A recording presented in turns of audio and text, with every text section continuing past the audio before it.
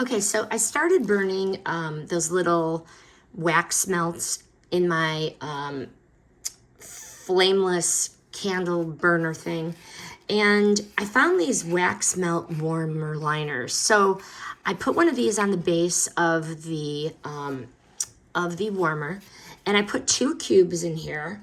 And this like totally changed how I'm going to burn things.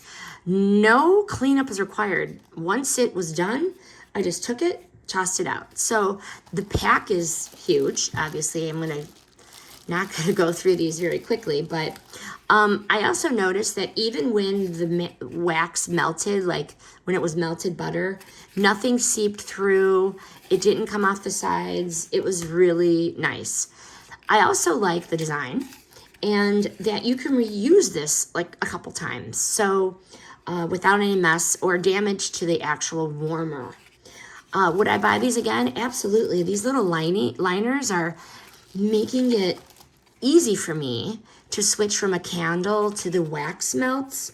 I like that I can customize the scents, every couple days, and it's very hassle-free. It's just a simple upgrade that's making a huge difference, because I am using the candle warmer, but I do highly recommend.